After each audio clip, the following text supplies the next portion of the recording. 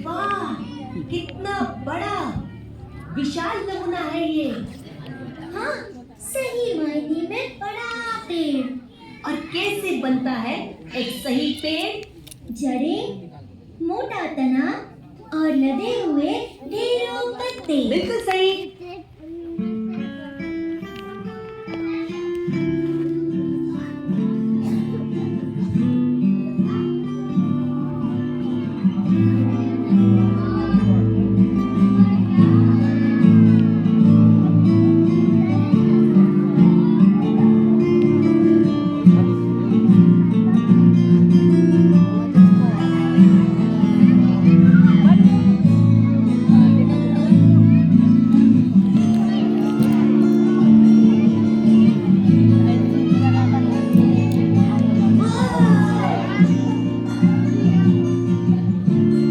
सेब खाना है।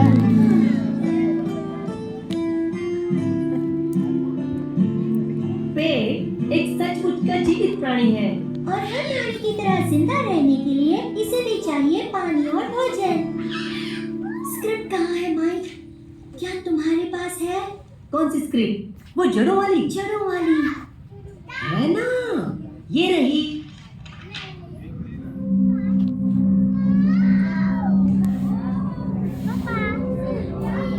पेड़ की जड़ें उसे मिट्टी में बांधकर और जमा कर रखी है। आमतौर पर इस पेड़ की जड़ें नीचे की ओर बढ़ती हैं और जमीन के नीचे इसमें से कई शाखाएं निकलती हैं। जड़ों का असली काम है मिट्टी में से पानी और खनिजों को अवशोषित करना। जड़ों का सिरा बालों की तरह पतला होता है। जड़ों का ये सिरा कोशिका है जो पानी और पोषण को प्रसारण दाब के द्वारा खींचती हैं। तो ये जड़ें किसी पेड़ का एक अहम हिस्सा होती हैं।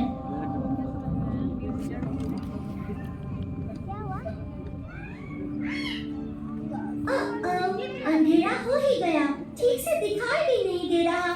धुंधली ही सही, अपनी बत्ती तो जलाओ। ये शानदार पेड़ हमें थोड़ा सा तो दिखाई दे। तुम जुगनू के साथ काम करने में मजा ही नहीं आता। तुम्हारी शिकायतों से परेशान हो चुका हूँ मैं। तुम्हें कभी अच्छा पति नहीं मिलेगा। दोस्तों, चलो जाने दो। अब तुम बंद करो ये तानेबाजी। वाह, कितना सुंदर है। देखो, जगमगाते हुए जुगनुओं का कमाल देखो। हाँ, तुमने मेरा दिल जीत लिया। हाँ हाँ। अच्छा, क्या तुम जानते हो कि जड़ों से पत्तों तक पानी कैसे पहुंचता है? गुरुत्वाकर्षण के विपरीत। ये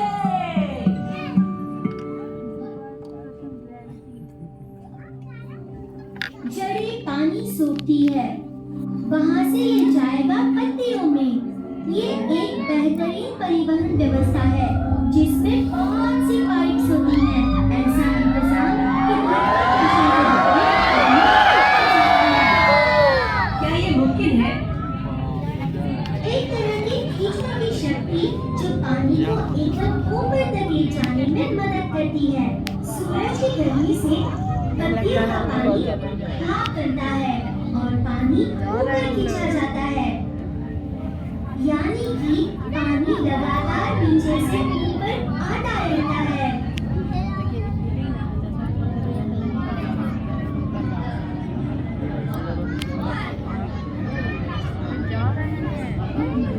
और अंत में पानी पेड़ की हर कोशिका में पहुंचता है, खास करके पत्तियों में, जहाँ से ये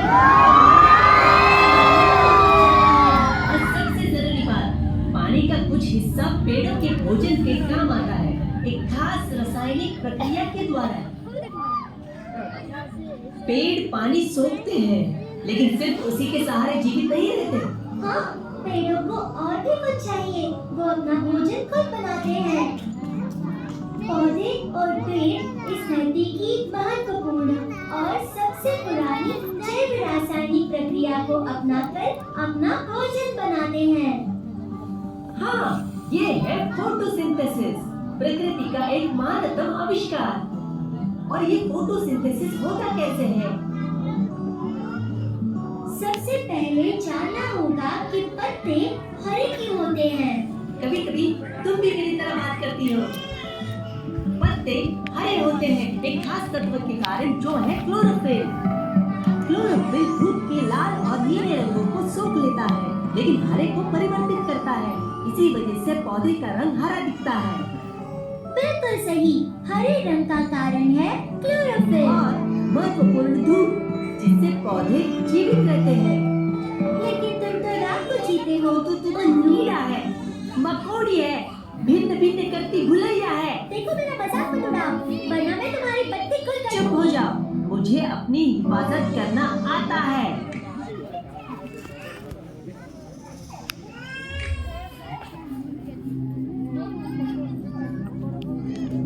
जैसे ही सूरज निकलता है, हरे पौधे और पेड़ ये चमत्कारी काम करते हैं, फोटोसिंथेसिस। और ये चमत्कारी परिवर्तन इस प्रकार होता है। पत्तियों की निचली सतह के नन्हे छिद्रों से हवा अंदर घुसती है। पेड़ भी सांस लेते हैं। पत्तियों के हरे होने का कारण है क्लोरोफिल। इसी वजह से पत्तियों में बनता है भोजन। इनके तत्व हैं मिट्टी से लिया गया पानी और हवा से लिया गया कार्बन डाइऑक्साइड और साथ में सूरज की किरणें भी, जो हर पौधे की जरूरत है।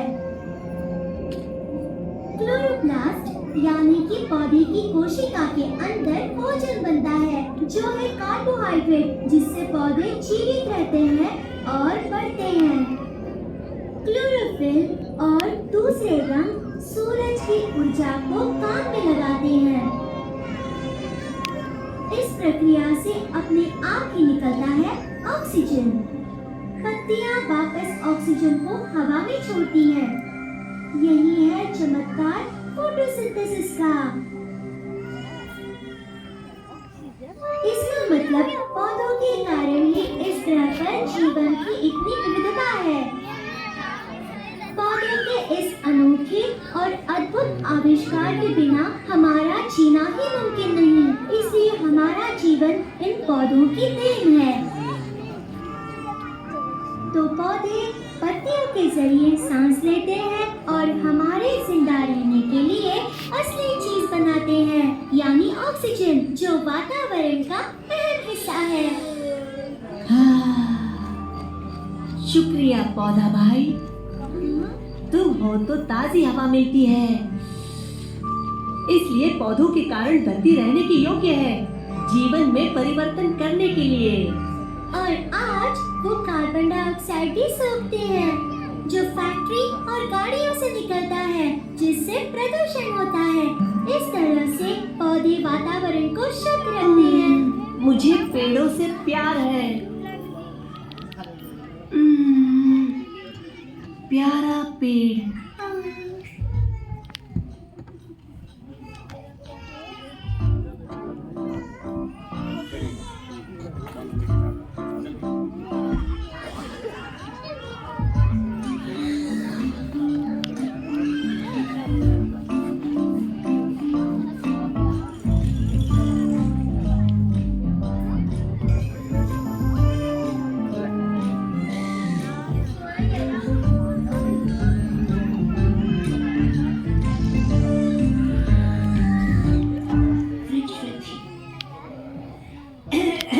नए नए पेड़ों को जन्म देने के लिए पेड़ में उगते हैं फूल, जिसका परागण करते हैं पक्षी, चमगादड़। हवा, पानी, मधुमक्खियाँ, भंवरे, तितली और दूसरे तो कीड़े। देखा, हम कीड़े भी नए पेड़ों के जन्म के लिए कितने जरूरी हैं।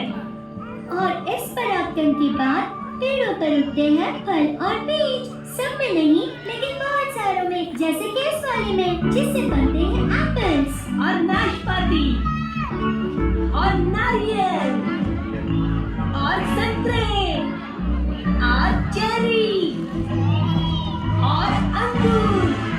सुनो दोस्तों, सारा खजाना साथ में दिखाओ। ये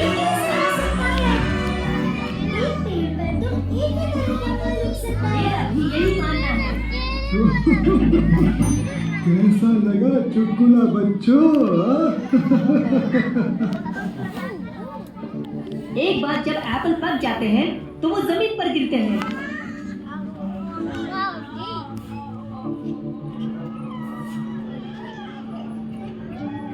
और फिर फल के अंदर के बीज में से नन्हे पौधे अंकुरित होते हैं।